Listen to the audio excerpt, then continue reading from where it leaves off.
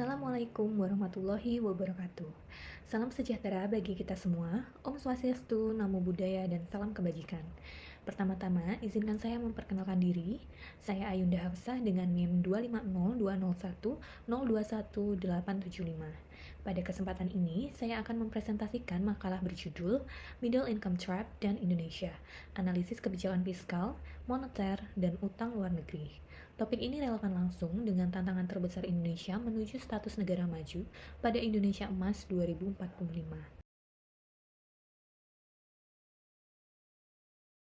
Presentasi ini terdiri dari 6 bagian. Kita mulai dari fondasi konseptual tentang apa yang dimaksud Middle Income Trap dan mengapa Indonesia relevan. Kemudian kita lihat kondisi terkini di Indonesia berdasarkan data.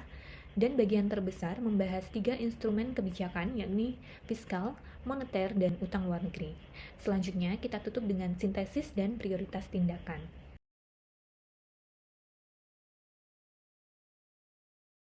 Middle Income Trap pertama kali dirumuskan Gill dan Haras dalam laporan Bank Dunia tahun 2007.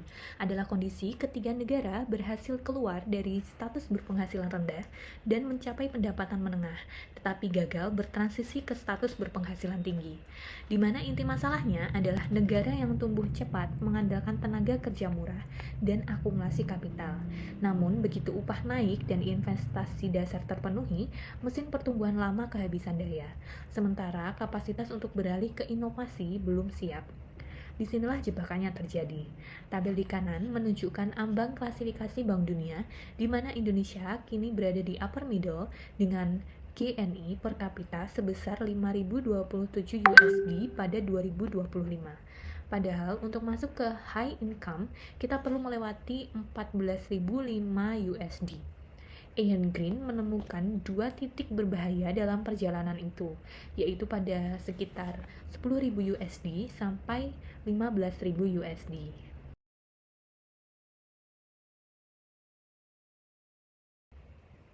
Di mana posisi Indonesia sekarang?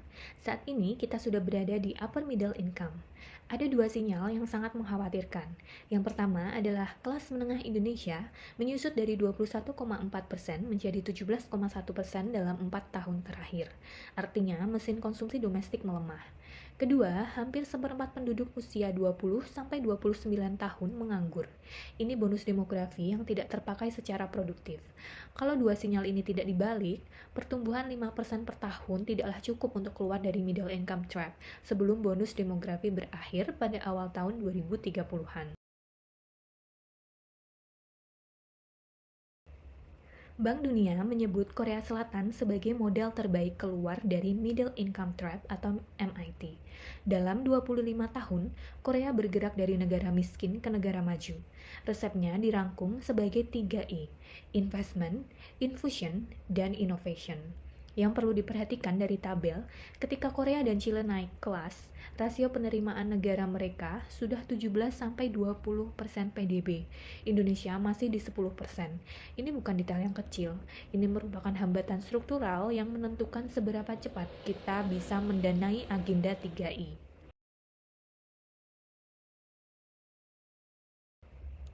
Tax rasio Indonesia di tahun 2024 hanya 10,07%, tidak pernah menembus 11% dalam 5 tahun terakhir.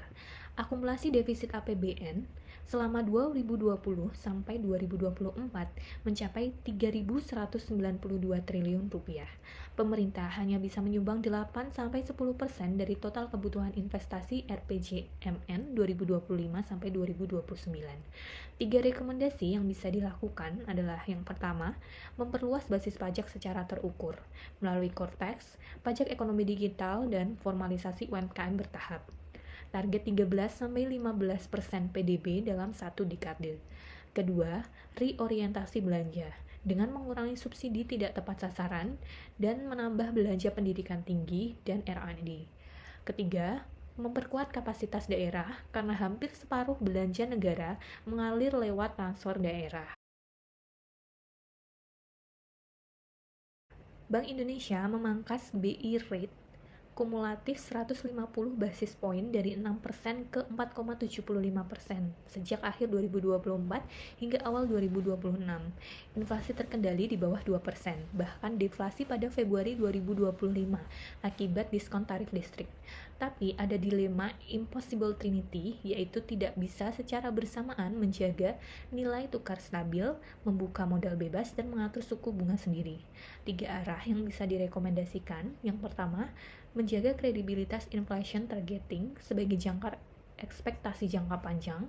Kedua, gunakan instrumen makroprudensial agar kredit mengalir ke sektor produktif. Dan yang ketiga, memperdalam pasar keuangan rupiah sehingga kita tidak bergantung pada hard money.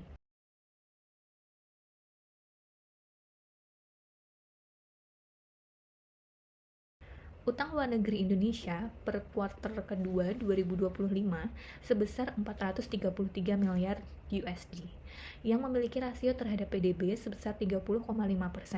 Strukturnya cukup sehat, yakni 85% berjangka panjang.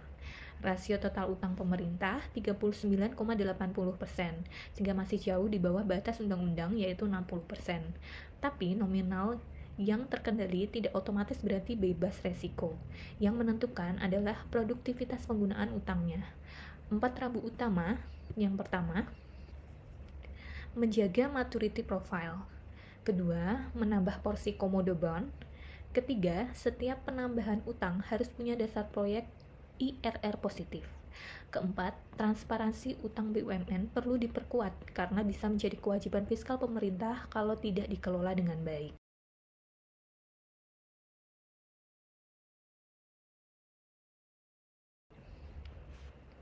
Ketiga kebijakan, fiskal, moneter, dan utang luar negeri tidak bisa dijalankan sendiri-sendiri.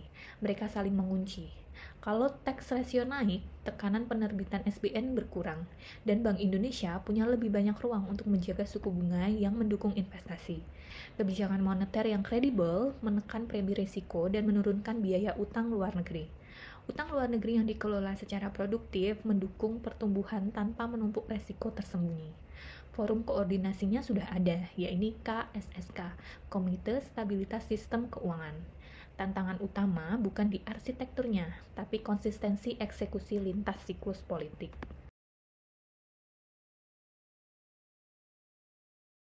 Berdasarkan seluruh analisis, 3 prioritas paling mendesak, yakni yang pertama, menaikkan tax ratio ke 13-15% PDB dalam 1 dekade. Ini prasyarat dan bukan pilihan. Tanpa fiskal yang kuat, semua agenda anti-middle income trap akan terhenti di tengah jalan. Yang kedua, memastikan setiap rupiah belanja dan utang baru menghasilkan return yang terukur. Pertumbuhan 5% tanpa kenaikan produktivitas tidak cukup untuk menggeser GNI per kapita ke level high income pada 2045. Ketiga, menjaga independensi dan kredibilitas Bank Indonesia. Ini aset institusional yang bisa hancur dalam hitungan bulan kalau kebijakan moneter dijadikan alat jangka pendek.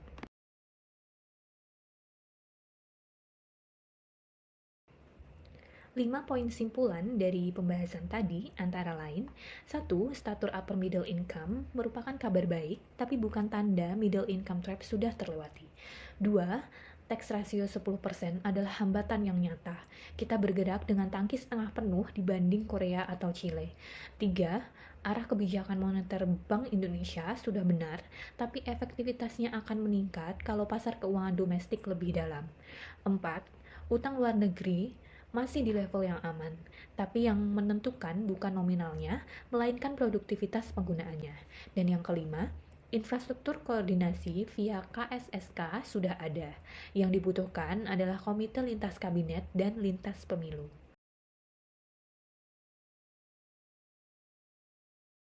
Demikian presentasi dari saya. Inti argumennya cukup sederhana, yakni Indonesia punya kapasitas untuk keluar dari middle income trap, tapi 3 syarat harus dipenuhi bersamaan. Tax ratio harus naik, belanja dan utang harus produktif, dan kredibilitas Bank Indonesia harus dijaga. Kalau salah satu tidak berjalan, yang lain akan ikut terhambat. Sekian dari saya. Terima kasih dan mohon maaf apabila terdapat kesalahan. Wassalamualaikum warahmatullahi wabarakatuh.